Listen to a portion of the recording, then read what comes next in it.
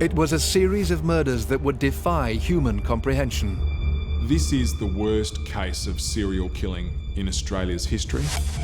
The revelations about the case would captivate and shock the nation. It's the stuff of horror movies. Torture, electrocution, decapitation, and at one stage, cannibalism. For the first time, we hear from the man who led the police investigation. All of the barrels were full of body parts. The difficulty was, how many bodies did we have there? And in a world exclusive, we reveal the footage taken by detectives as they entered the infamous bank vault for the first time.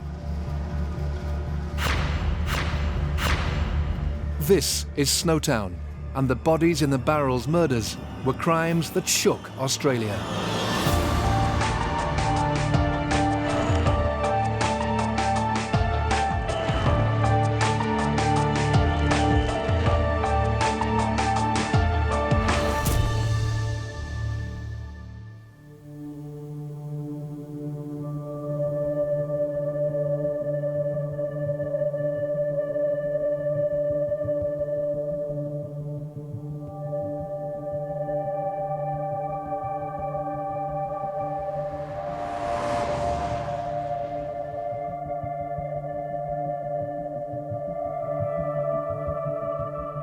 Sometimes, the most shocking crimes can start with a less significant case, an almost inconsequential inquiry that prompts an inquisitive detective to delve a little deeper. That was certainly the case with a routine missing persons inquiry in Adelaide, which would uncover a tale of torture, cold-blooded murder, and lead to Australia's most prolific serial killer.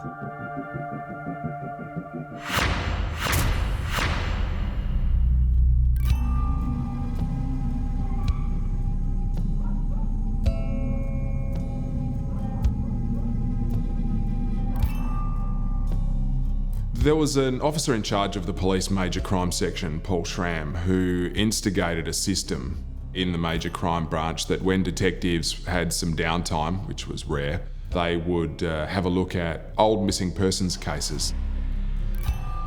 So cases that had perhaps sat idle for a while. They're never closed, but perhaps had sat idle for a while. I'd only just gone to major crime investigation branch, and the missing persons section came under the same branch structure. So I asked the missing persons section to choose 10 files that they thought were most worthy of a review.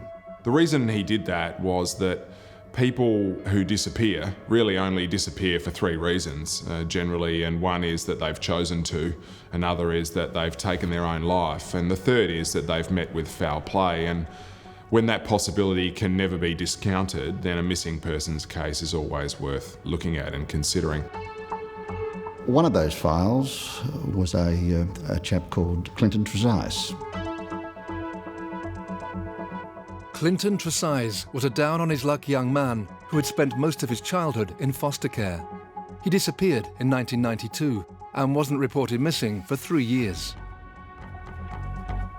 There wasn't really anything to go on. The usual trails had gone cold soon after his disappearance. Things like transactions in his bank account, they weren't occurring. Some of his possessions had disappeared at the time he did from his flat. A lot of people disappear in that way for whatever reason, and so it was a difficult case. While that was happening, there was another missing persons case that came to the attention of the missing persons unit, which worked side by side with the major crime branch. And that was a person called Barry Lane, who vanished and was reported missing by his family. And it became clear to the police fairly quickly that there was a link between Trezise and Lane, that they were associates. Clinton Trezise had actually been living with Barry Lane in the early 1990s, and the pair had become close friends. Rumours swirling around Adelaide's northern suburbs even suggested there was a physical relationship between them. Barry Lane was a bizarre, warped character. He was a pedophile. He was a predator. He had no redeeming features. The detectives started to look into the background of those 2 people. And what we learned very early was that they were on a disability pension. their disability pension was still being drawn down at various ATMs. Traditionally, when you look at a missing persons file, if that is happening, it may indicate that the person is still alive. Investigators searched Barry Lane's bank account, which revealed that regular withdrawals were being made. For a missing person, that was naturally suspicious, but what was more unusual was that most were being made from a service station north of Adelaide.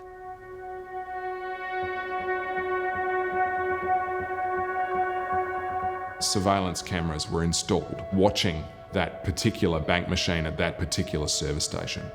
And pretty early on, pretty soon after those cameras were installed, police were able to obtain footage of a person making withdrawals from Barry Lane's bank account. Only it wasn't Barry Lane.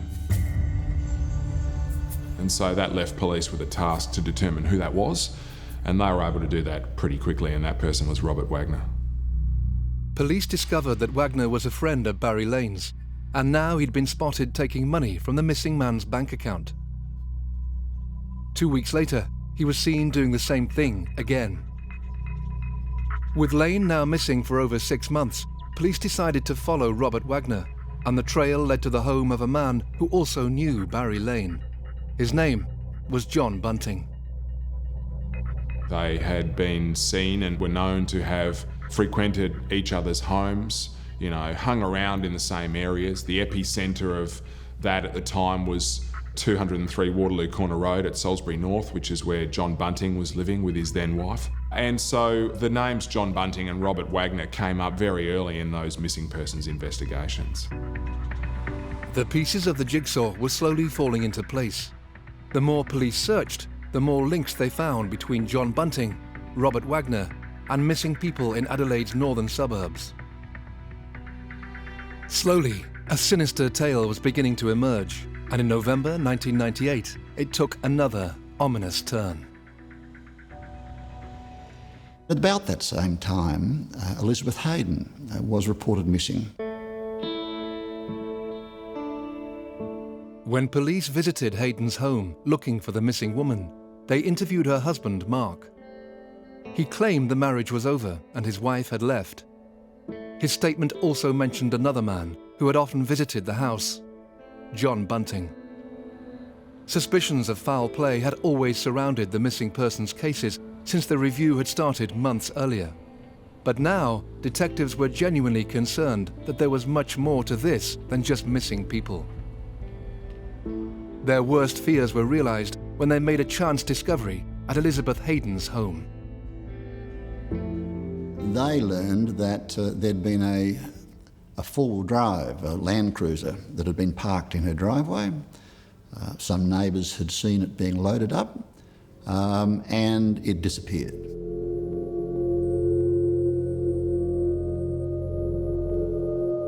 The witness account described Bunting and Wagner loading garbage bags into a four-wheel drive at about the time she disappeared. The Land Cruiser was important to our investigation because it had disappeared from Elizabeth Hayden's premises at about the same time as she'd gone missing. So it was important to find out, had she met foul play, had she been conveyed in this particular vehicle, what was the relationship with her disappearance? The Land Cruiser represented a vital clue, the first breakthrough that would eventually lead police to the infamous bank vault and its gruesome contents. John Bunting, Mark Hayden and Robert Wagner were all interviewed separately, and they all provided a different account as to what had happened to that Land Cruiser, where it had gone and how it had been disposed of. So that immediately rang bells with the police. It became a vehicle that we needed to urgently find. Bunting and Wagner were soon linked to yet another missing person when the 1996 disappearance of Suzanne Allen was re-investigated. Her file was littered with connections to both men, including the two of them being spotted loading her furniture into a truck around the time she was reported missing. Throughout the review, gradually the names John Bunting and Robert Wagner just kept coming up as police were making routine inquiries into what had happened to these people. Whether it was as someone who had known them, a friend, had lived with them, or just had made a statement about the missing person's last known movements, those names, John Bunting and Robert Wagner, kept coming up, and eventually that meant they were a focus. By February 1999, the disappearances of Clinton Tresize, Barry Lane, Elizabeth Hayden and Suzanne Allen were all classified as major crimes. Only a few months later, a fifth name was added to the list, a former lover of Suzanne Allen called Ray Davies, who hadn't been seen since 1995. Police began to link more and more disappearances with the names Bunting and Wagner. But what detectives didn't yet realise was that a trail of missing people across Adelaide's northern suburbs would lead them 150 kilometres to an isolated country town. And Snowtown would become forever associated with one of Australia's most barbaric killers.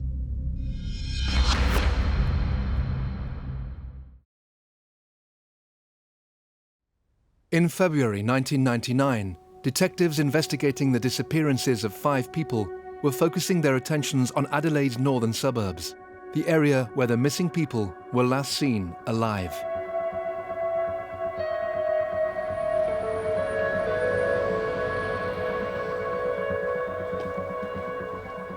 Adelaide then, as it is today, is a great place to live and do business.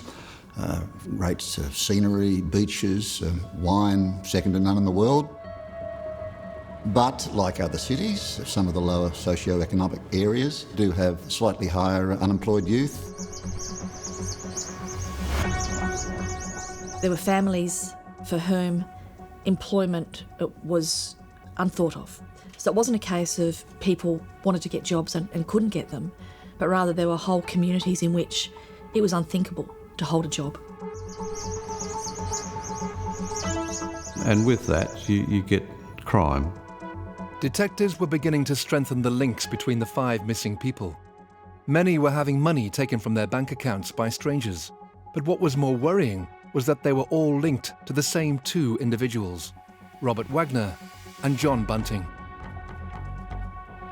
John Bunting didn't have a criminal history, nothing that was serious. There were no serious assaults or anything like that, just minor matters. Robert Wagner, the same, nothing serious. John Bunting grew up in the suburb of Inala. His parents were good, honest people, and they loved him and they cared for him. But he showed some really concerning traits as a child from very early on, and one of those was the pleasure he used to take in killing things. It started with insects, and he'd experiment with dropping insects into different types of acids or chemicals and see how quickly they died. And as he got older, as a teenager and a young adult, he took a bit more pleasure than you would expect from killing animals and things like that. So there were some early signs that this was a fella who was definitely not right. As he grew a bit older, he also developed an interest in Nazism and white supremacy, to the point where he read a copy of Mein Kampf and upset his mum by painting a swastika on the inside of his car boot. But by his own account, he also suffered a horrible moment of sexual abuse at the hands of a brother's friend, where he was sexually assaulted, or so he would tell years later. And I think that had a significant impact on him as well. Wagner was also sexually abused as a young man. Bunting, to some extent, also preyed on that vulnerability. Wagner was very much Bunting's henchman. He was a tall man and provided Bunting with a physical backup that he needed. He needed someone who wouldn't question him or challenge him. Wagner fulfilled that role. As police attempted to untangle the complex web of missing people that surrounded Bunting and Wagner, their attention focused on Elizabeth Hayden. She was reported missing by her brother on the 25th of November 1998, and she hadn't been seen since. Elizabeth Hayden was the wife of Mark Hayden. She was not a particularly intelligent person. She had endured a difficult life, and she was someone who existed at close quarters with John Bunting because he was friends with her husband. And she eventually began to irritate John Bunting. He found Elizabeth Hayden irritating, and Mark Hayden obviously developed a dislike for his wife. Mark Hayden is a down-on-your-luck kind of guy. He's a working-class person, not very intelligent at all.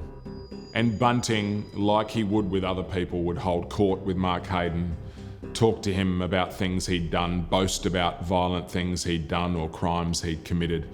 And Mark Hayden was a weak and an easily led person and quickly fell under John Bunting's spell. On the 6th of February 1999, what started as a straightforward missing persons case review was reclassified as a major crime.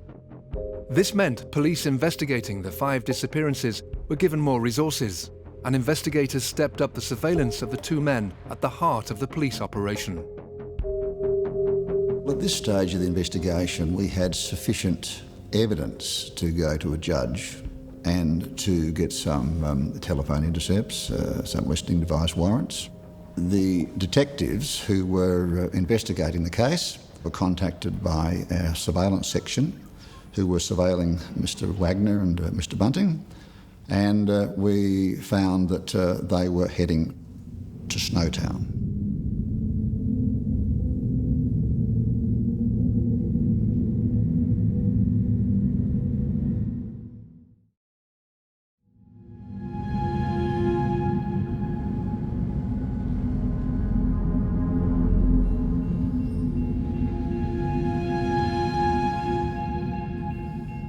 Snowtown's a small rural community about an hour and a half north of Adelaide.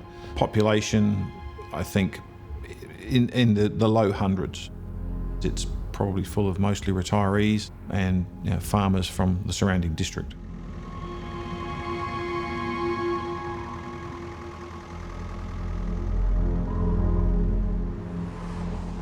Now, this was the first time that Snowtown had come to our attention. We'd learned that there was a person living in Snowtown that they were visiting. So it was that time of the investigation that we thought we should pay Snowtown a visit.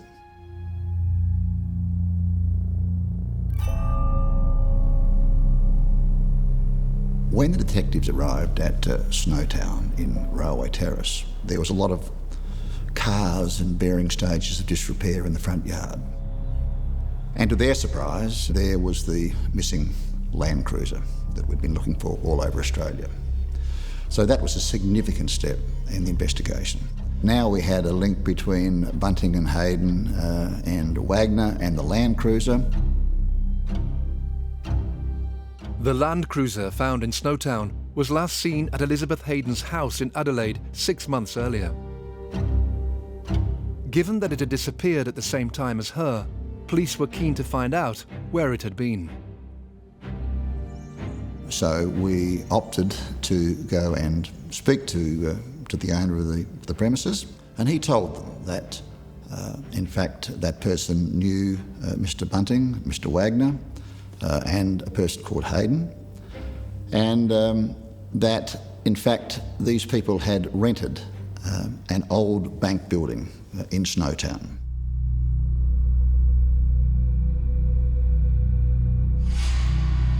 They then told the detectives that there had been some large black barrels that had been kept in the Land Cruiser, and those large black barrels had been moved into the bank vault. It was an old, small country bank, disused, apart from being used now for storage of old electrical items, computers and things like that were broken. So once we got in, the side door leads you into the now vacant sort of kitchen meal area of the bank. To the right of that was another door that takes you in to the area behind the bank counters.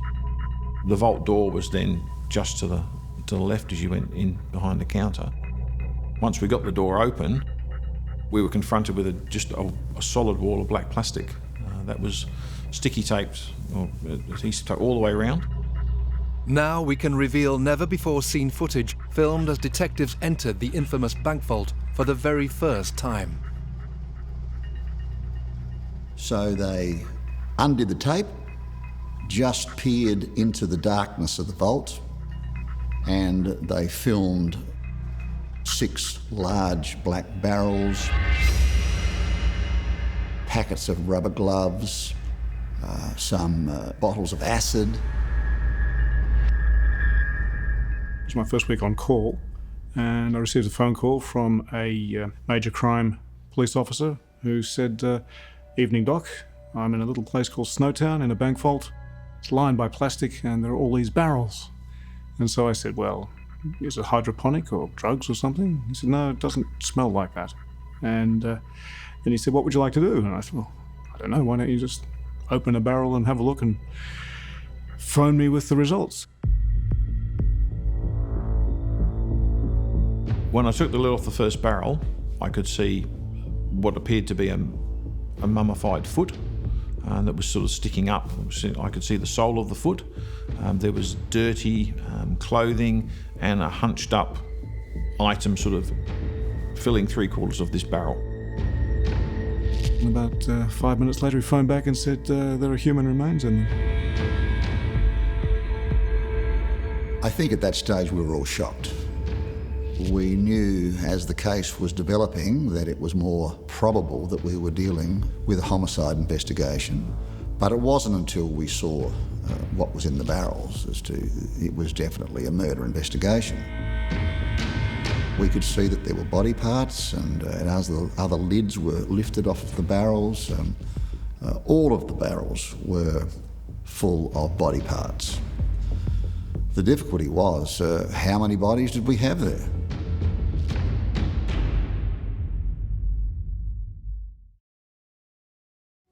Police in South Australia had made a gruesome discovery inside a bank vault in Snowtown, 150 kilometres north of Adelaide.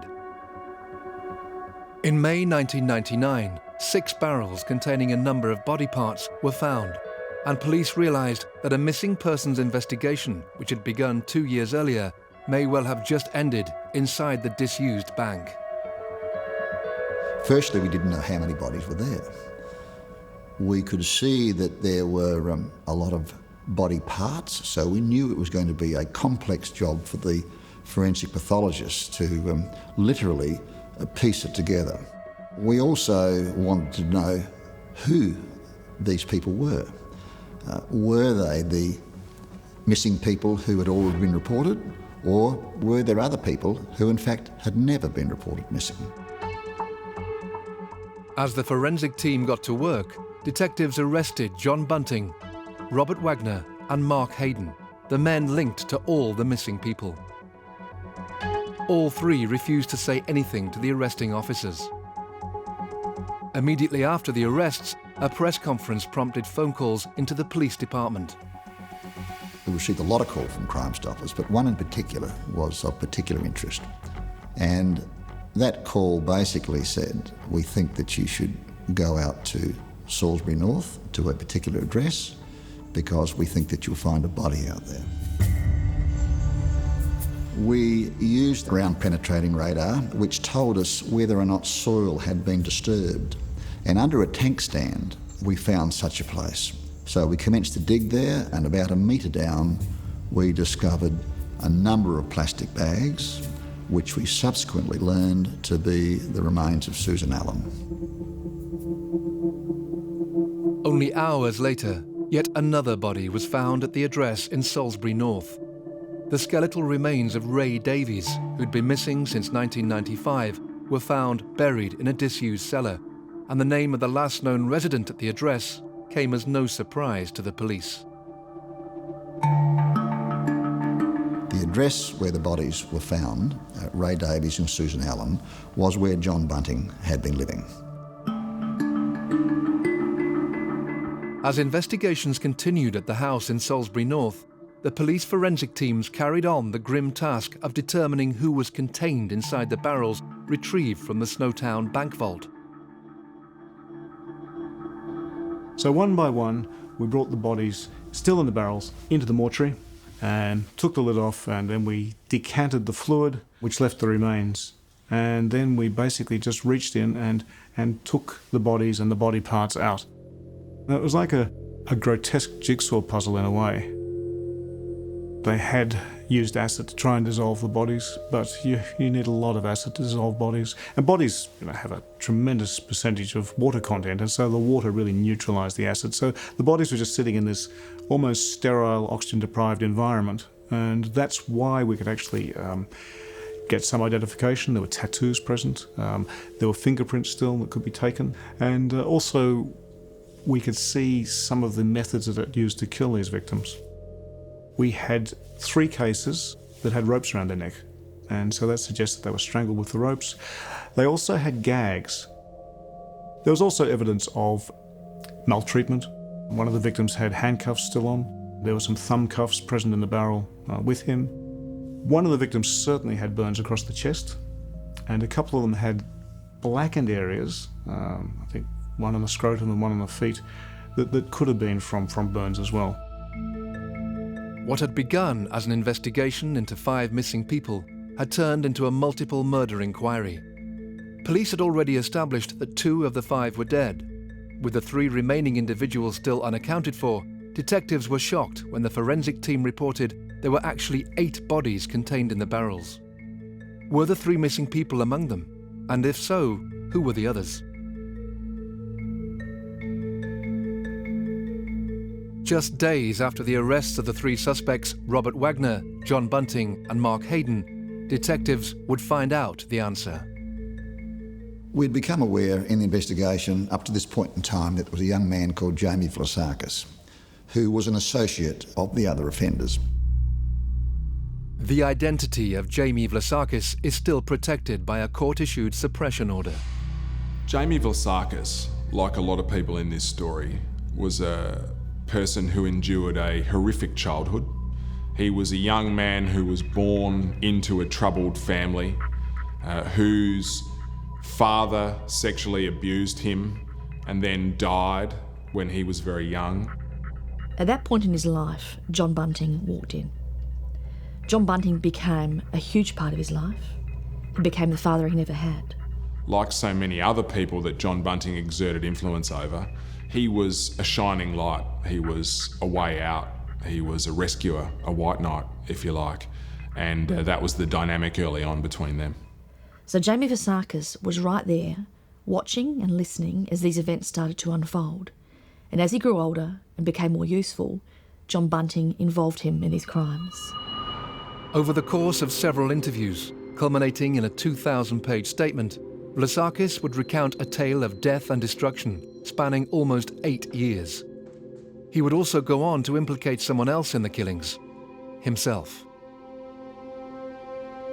With that knowledge, and under the weight of guilt and shame and despair, he began detailing what he knew about all of the murders that predated his involvement, and then all of the murders that he took part in or was a witness to in some way. And what that did was provide police with a roadmap to this entire series of crimes. His statement would form the basis of the biggest criminal investigation in Australian history. From the first murder until the last, Vlasakis laid out who the victims were and how and why they had died, starting with Bunting's first victim, Clinton Tresize. Clinton Tresize was murdered by John Bunting. He was attacked inside John Bunting's house at Salisbury North. He was knocked down and he was attacked with a hammer and he had his skull caved in. Ray Davies, found buried in the garden of Bunting's house, was murdered in 1995 because he was suspected of abusing children. It emerged that Vlasakis' mother had helped in the killing. Suzanne Allen, also found buried at the house, died a year later. Bunting and Wagner admitted cutting up her body. Vlasakis could also put names to the bodies found in the barrels. To the shock of the detectives, those names included the killer's own family members. There was a suggestion by Jamie Vlasakis that his brother Troy Yude had molested him when he was young, and that angered John Bunting. He was at home, he was in his bedroom when Bunting, Wagner, Vlasakis and Hayden all turned up at the house, and then took him into the bathroom where he endured horrific acts of torture, burns, toes crushed with pliers, and was eventually murdered in there. As the horrific tale unfolded, the scale of depravity got worse. Fred Brooks vanished in September 1998. His mother had had a relationship with Bunting, and he wrongly suspected that Fred was a paedophile. The murder of Fred Brooks was truly horrific. It was very possibly one of, if not the most horrific of all of these crimes. He endured unspeakable acts of torture before he was finally murdered. He was burnt with cigarettes, he had his toes crushed with pliers, he even had a lit sparkler forced down the eye of the penis, and he was restrained as it burned down towards his own flesh. It was a truly horrific, enduring moment of torture, and so when he was finally murdered, it was probably some point of relief for a young man who must have known that he was going to die. Friends, too, died at the hands of the cold-blooded killers. Michael Gardiner died in September 1997 because Robert Wagner found his homosexuality offensive.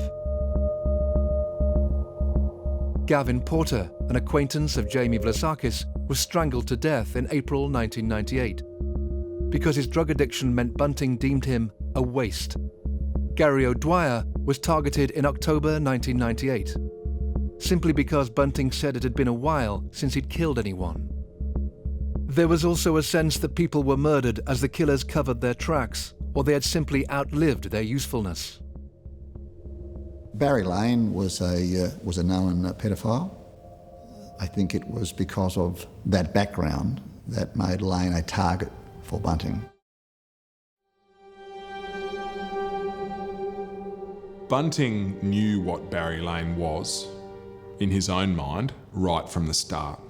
But he tolerated Barry Lane because he wanted information from him about other people he knew, other pedophiles, people that Bunting wanted to pinpoint, punish, maybe even kill. So John Bunting used Barry Lane for information, and when he was done, or when he could no longer tolerate Barry Lane, he killed him.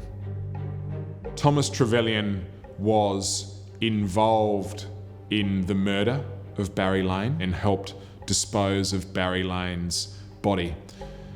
Thomas Trevelyan was a marked man from that point on because his behaviour was so erratic and so unstable that there was a risk that he would tell people about what had happened, and Wagner and Bunting knew that, and they killed him by hanging him to make it look like a suicide. Elizabeth Hayden, the wife of Mark Hayden, whose disappearance ignited the investigation, was also found in Snowtown. Killed because Bunting thought she knew too much, her death marked a slowing in the pace of the killings as the police operation intensified. Tragically, the 12th and final victim was murdered as the net closed in on the killers. David Johnson was Jamie Vlasakis' stepbrother. David Johnson had an interest in computers. He wanted to buy a new computer. And he was told that there was a computer for sale at Snowtown. But that computer didn't exist. He was lured there, and when he was taken inside that bank building, he was ambushed by Robert Wagner and John Bunting. He was tortured into giving his PIN number of his credit card. Several of the offenders were sent off to a nearby town to test whether or not the information was in fact correct. And when they returned to the vault, in fact, David Johnson had been murdered by Bunting.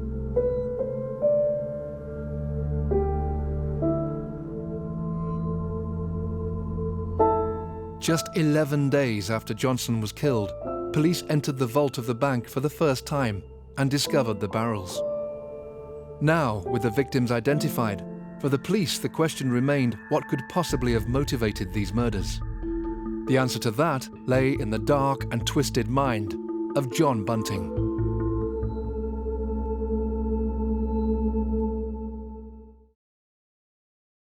John Bunting, and his accomplices Robert Wagner, Mark Hayden and Jamie Vlasakis had been charged with multiple counts of murder after police were convinced that they lay at the centre of a web of torture and sadism that had resulted in the deaths of 12 people. The question that would overshadow any trial: what could have motivated the killers? The key to what happened with these murders is Mr. Bunting. I mean, he sits at the centre of it. He had a hatred of people, pedophiles, homosexuals, and in fact, he was inferring that was one of the reasons as to why he was committing these murders. Bunting held himself out as a vigilante in relation to pedophiles. In his bedroom, for example, there on the wall there is this extraordinary plan or map with coloured wool going between all the points, and this is supposed to be the web with all of the connections between these people he's identified as paedophiles. He believes when he walks down the street that he can just see someone and know they're a child molester. Of course, as we subsequently learned, most of the people who were victims in this horrific crime weren't in that category, and clearly that wasn't the total reason as to why Bunting was committing these murders. As his crimes unfolded, he killed people for the sake of killing people. The first murder is a quick attack with a hammer. He caves in the skull of his victim. By the time you get to the 6th, 7th murder in this crime series, John Bunting is binding people, torturing them, crushing their toes with pliers, burning them with cigarette lighters and sparklers. John Bunting loved to inflict pain. He enjoyed torturing his victims, and it culminated in the bit that he relished the most, and that was killing them, taking their life. But what exactly enabled John Bunting to manipulate and even encourage his associates to commit such shocking crimes? Bunting clearly had an ability to attract certain kinds of people, to convince them, and to establish himself as a powerful leader within that group. But you've got to remember, the group that he established himself within, they're a very vulnerable bunch of people. He surrounded himself by the weak, the vulnerable, and those who'd been abused. People who are desperately looking for someone, really, to look after them. He's someone who takes great delight in power over other people.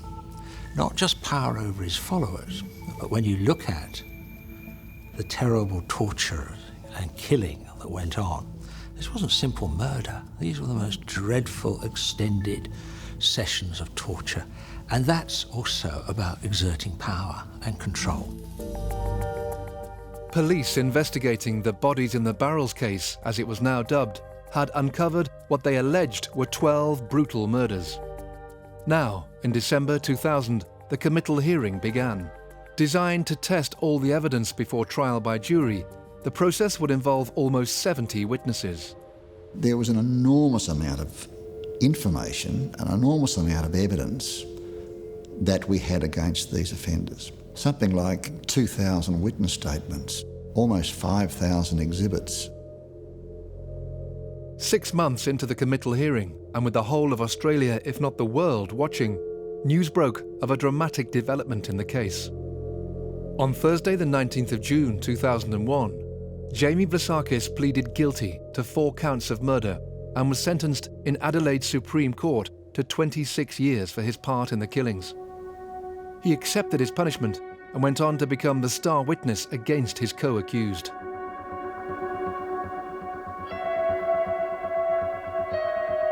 Whilst we had lots of pieces of evidence, Jamie Vlasakis was the storyteller.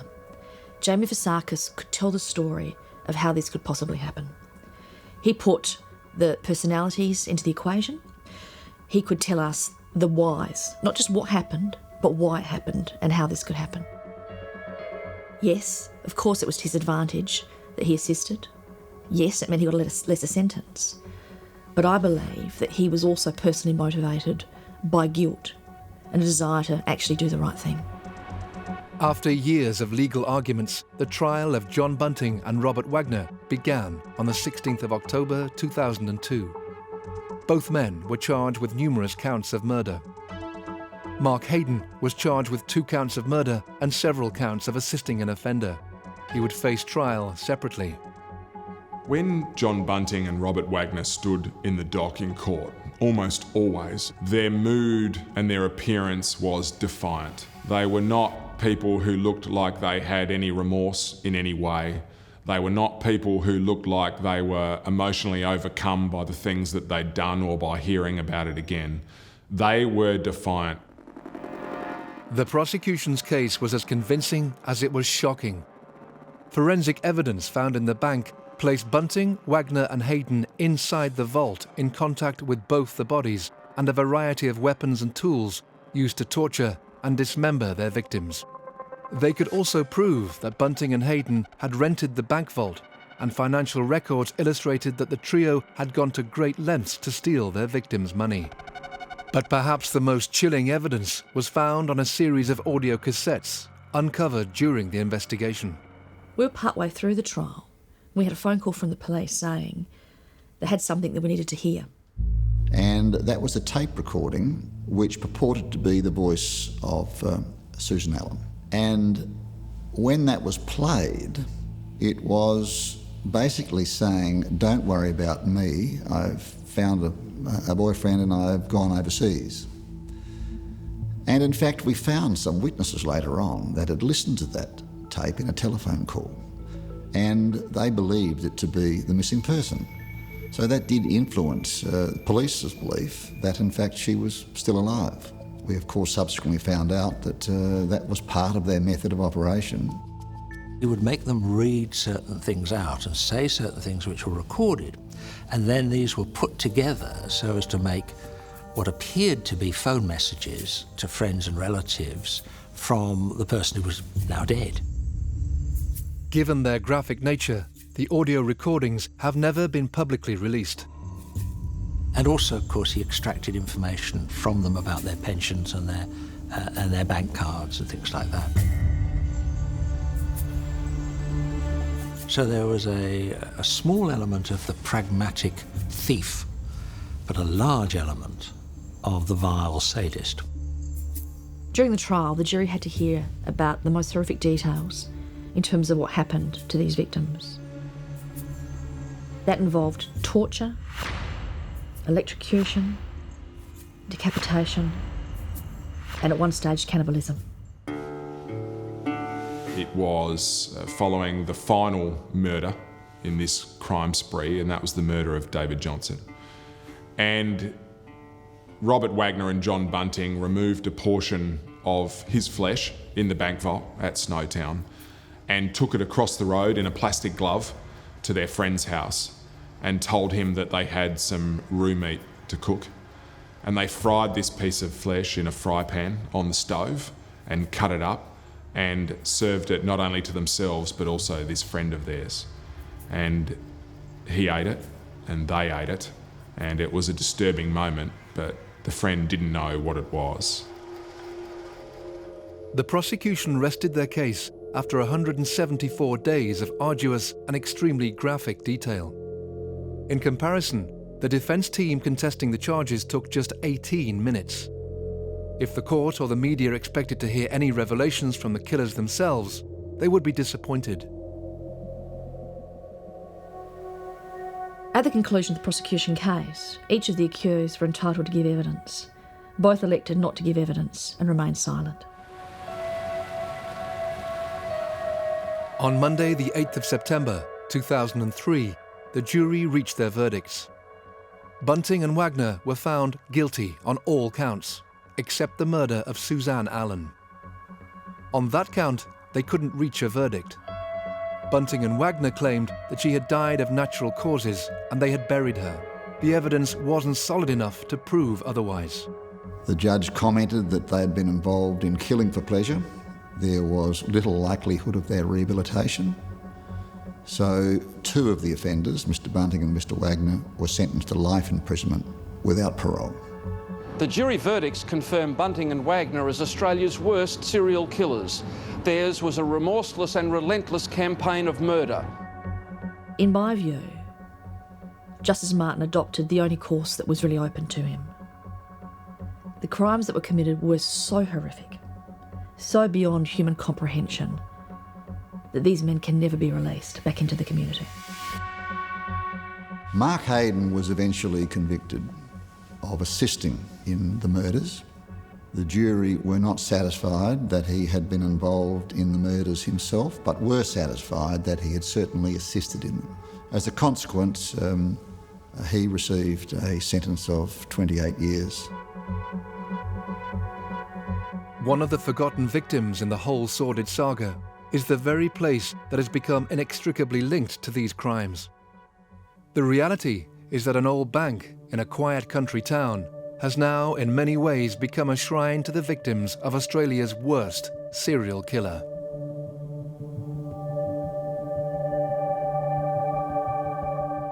It's such a shame that Snowtown will always be synonymous with this horrific crime, when in fact none of the people charged ever lived there, none of the victims ever lived there, and only one of the murders was carried out in Snowtown.